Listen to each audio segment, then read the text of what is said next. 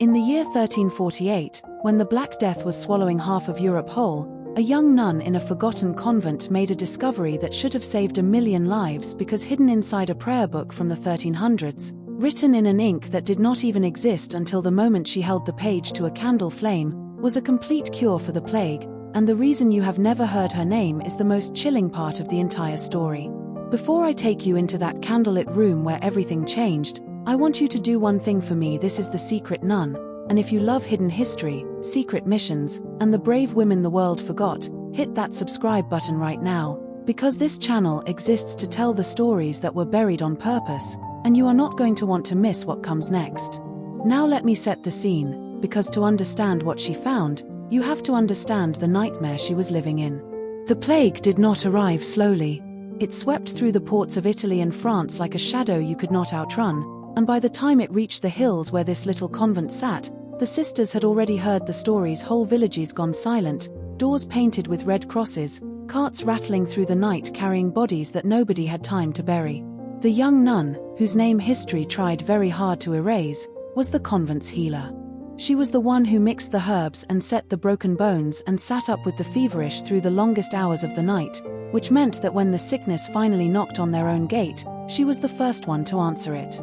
At first the abbess ordered the gates sealed and the prayers doubled, because that is what faith told them to do, and for a little while it seemed to work. But the plague does not care about locked gates, and within a month the first sister began to cough, and then the second, and then the young nun was not sleeping at all anymore, because every hour brought another fever and another death and another reason to feel like everything she had ever been taught to trust was failing her. She tried every remedy she knew, every poultice and every prayer, and one by one the women she loved slipped away from her. And here is the part you have to understand: she was not a rebel, she was not a scholar, she was a quiet, faithful young woman who simply could not stand to watch one more person die while she did nothing. So in her desperation, she did something she was never supposed to do. She went into the oldest, most restricted corner of the convent's tiny library, the shelf the abbess said no sister should ever touch, and she began to read. And that is where the prayer book found her. It was a heavy, worn thing bound in cracked leather, its pages yellow with age, written in the neat Latin of some scribe who had died 200 years before she was born.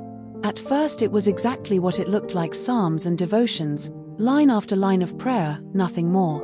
But as she turned the pages by candlelight one night, something caught her eye, and I want you to really picture this, because it is the moment the whole story turns on. There, in the margin of a page about repentance, she saw the faintest ghost of a mark, a scratch of something that caught the light at a certain angle and then vanished again. Most people would have blinked and moved on.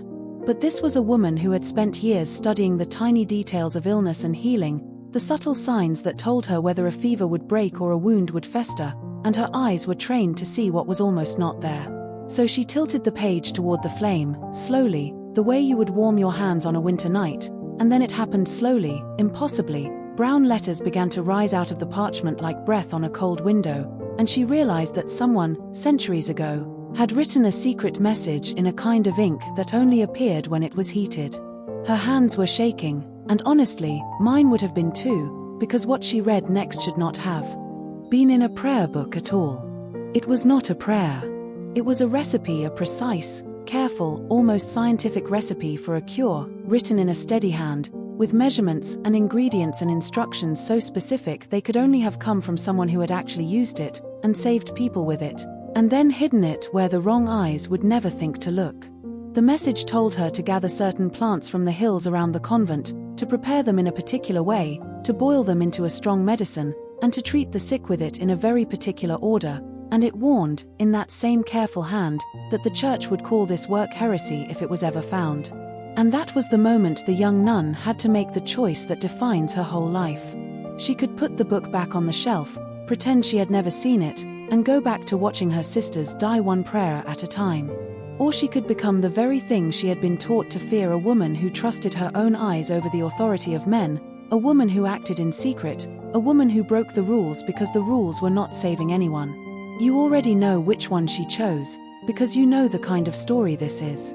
She gathered the plants in the grey light before dawn, when the abbess was still asleep and the world was quiet enough to keep a secret, and she boiled them in the little still room at the back of the convent, and when the first dose was ready she did not test it on one of the healthy sisters, she did not ask permission, she carried it herself to the bed of a woman who was already so close to death that everyone had given up on her.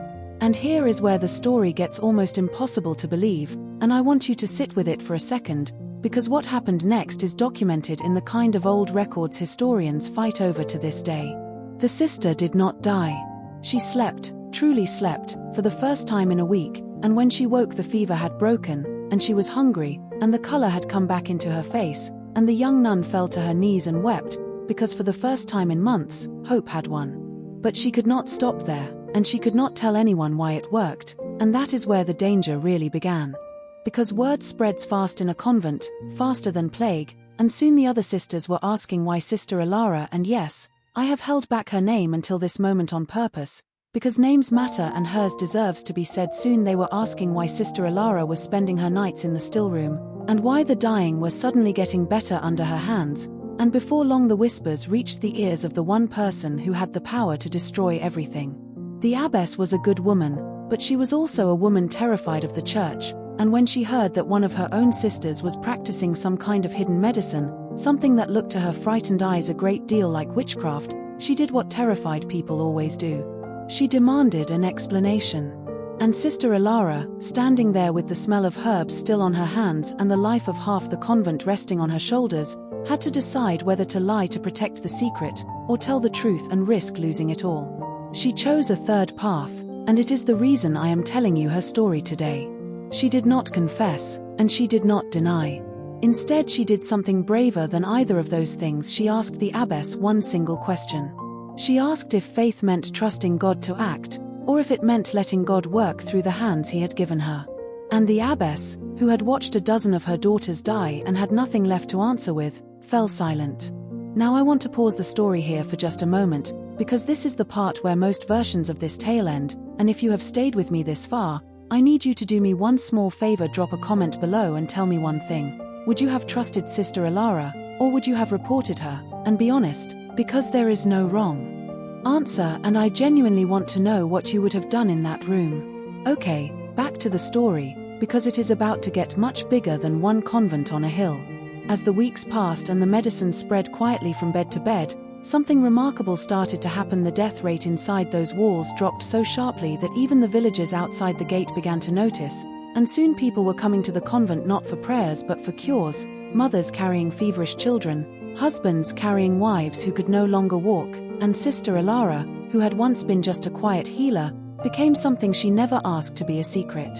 Because the truth is, the world outside those walls was not ready for a woman who could do what she could do, and the deeper truth, the one that will send a chill down your spine, is that there were men in robes and men in power who would sooner see a whole village die than admit that a nun with a pot of boiled herbs had found the answer that their prayers and their authority could not.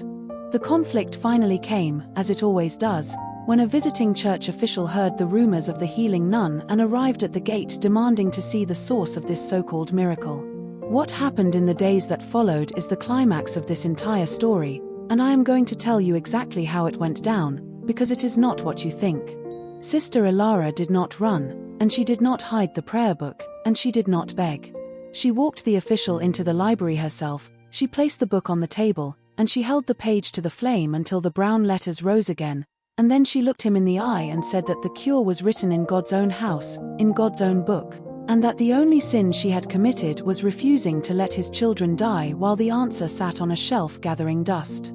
For a long, terrible moment, the room was completely silent, and everyone in it, the official, the abbess, the sisters crowded at the door, held their breath, because they all knew that one word from this man could have Sister Elara dragged away for heresy, or worse. And then the official did the thing that no one expected, the thing that has made historians argue about this story for 600 years. He did not denounce her. He did not burn the book. He asked her to teach him, and he carried the recipe back to the city himself, and from there it spread, quietly at first, then faster, through apothecaries and infirmaries, and eventually into the very practices of medicine that would one day become science. That is the part nobody tells you, that the cure for the worst plague in human history may have traveled not through kings or bishops or learned men, but through the hands of one young nun who was brave enough to read a secret in the margins of a book she was never meant to open. But here is the twist: and I promised you curiosity until the end, so hold on.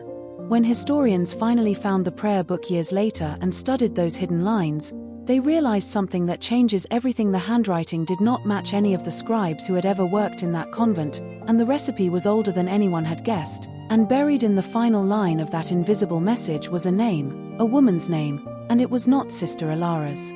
It was the name of a healer who had been burned as a witch 100 years before the plague even began, a woman who had known the cure would one day be needed again, and who had trusted that someday, somehow, another woman would be brave enough and desperate enough and faithful enough to find it. Which means the prayer book was not a miracle at all, it was a message, passed from one forgotten woman to another across a century of silence, a torch handed through the dark.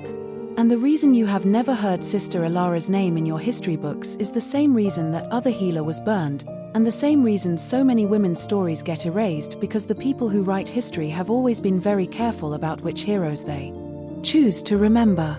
So here is my question for you, and I want you to sit with it, because it is the whole point of everything I just told you. How many other cures, how many other secrets, how many other brave women are still hidden in the margins of books we walk past every single day without ever thinking to hold them to the light?